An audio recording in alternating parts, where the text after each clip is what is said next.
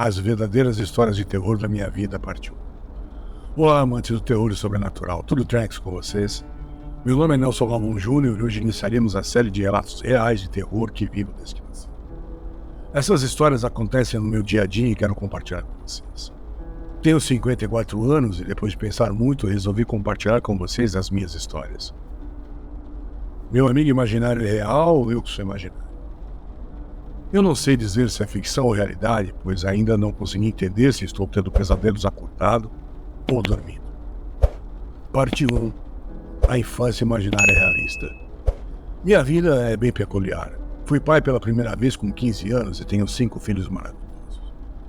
Mas para conseguir isso passei por muitos perrengues, sendo abortado em vida pela minha mãe, que jamais me perdoou por ter assumido uma família tão nova. Como todos nossos pais, ela tinha sonhos para mim e dizia que eu seria um cirurgião plástico.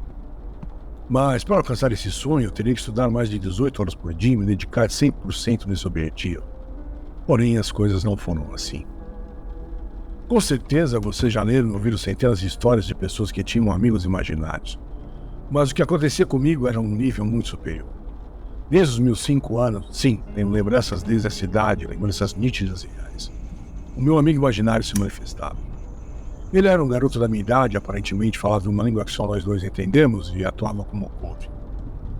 Muitas vezes minha mãe me pegava conversando com ele e, para não ter que cuidar de mim ou me internar, não se intrometia. Ele se apresentava como Nosler, o coletor de almas, e dizia que havia sido enviado para cuidar de mim até que eu estivesse pronto para assumir meu papel no universo. Naquela fase da vida, entre os 5 e 11 anos, os meus passatempos eram completamente diferentes dos garotos da minha idade. Eu ia para a escola, assistia às aulas e voltava para casa. Isso dia após dia. Chegando em casa, eu pegava folhas que vinham com pão, quem foi criança nos anos 70 sabe do que estou falando, e fazia desenhos. Esses desenhos eram de histórias estilo tirinhas de jornal e muitas vezes aquelas histórias se transformaram em realidade. As histórias iam de bobagem juvenis a situações macabras sombrias. Mas meu amigo imaginário procurava me manter confortável, dizendo que o que eu tinha era um dom. O fato curioso é que desde o ensino fundamental não escrevi uma linha em meus cadernos. Eu conseguia guardar todas as matérias na cabeça com apenas uma única explicação do professor. Comecei a perceber que algo estava diferente quando notei que os meus desenhos mostravam o que iria acontecer nos episódios dos desenhos que eu assistia, como Shadow Boy, Fantomas, Ultraman, Ultra Seven, Speed Racer e Pica-Pau. Eu vivia em um estado de déjà vu eterno. Tudo estava indo bem até o dia que dizia a história de um homem que chegava em frente de casa dirigindo o carro da minha tia. Ele chegava, parava o carro, chamava minha mãe e ia embora com ela. Mostrei a historinha para minha mãe, que me perguntou de onde eu tinha tirado aquela história. Eu disse para ela que tinha sido nós que tinha me contado.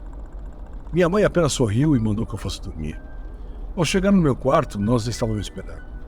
Ele disse para que eu não me preocupasse, pois meu desenho era uma forma de saber que existia algo após a morte. Perguntei para ele quem ia morrer e ele disse que seria alguém muito importante na minha vida. Na hora, por ter desenhado o carro da minha tia Di, só consegui imaginar que não era possível, pois ela era muito saudável e não poderia ser um acidente, seu carro estava perfeito no meu desenho.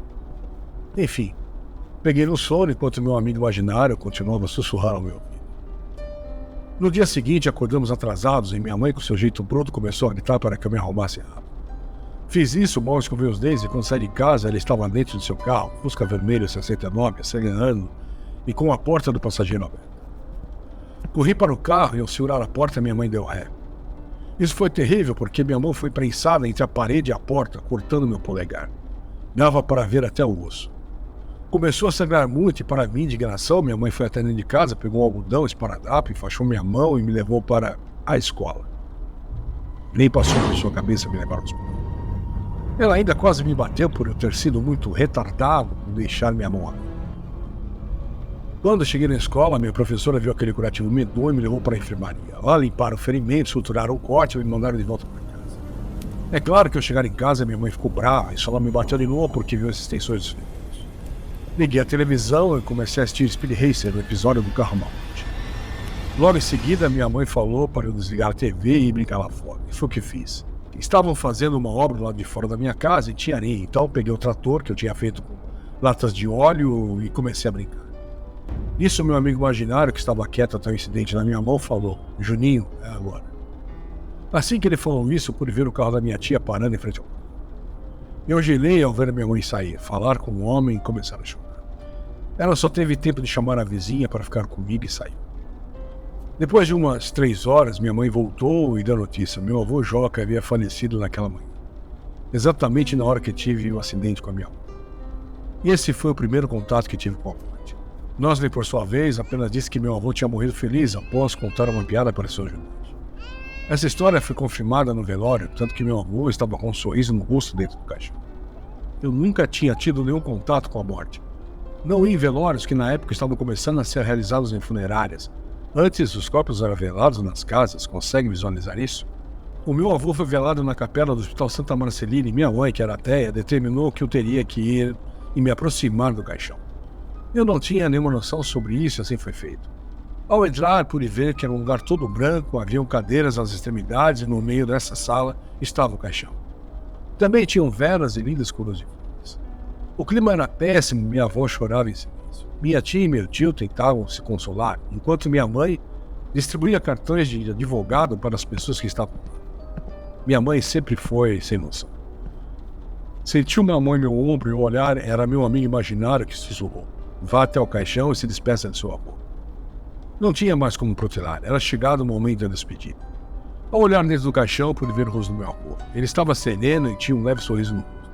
Olhei fixamente para ele e pude ver uma névoa saindo do seu rosto. Era uma névoa azulada e começou a parar sobre o rosto dele. Essa névoa começou a subir em direção ao teto. Fui acompanhando ela até que no teto havia uma imagem de Jesus. A névoa passou pelo rosto de Jesus e desapareceu. Quando olhei novamente para o rosto do meu avô, aquela expressão de paz e o sorriso em seu rosto desapareceram. Não sei o que aconteceu, mas depois disso, só me lembro de acordar no banco do carro da minha mãe, que estava brava por eu ter desmaiado e derrubado a barulho. Após isso, algo me bloqueou e perdi a voz. Simplesmente não conseguia falar. Só meu amigo imaginário conversava comigo e, depois de 6 meses de terapia, voltei a falar novamente. Nosley disse que eu ficaria um tempo sem o ver, pois tinha uma missão para cumprir para os seus superiores e que em breve nos encontraríamos. Mas essa é uma outra história.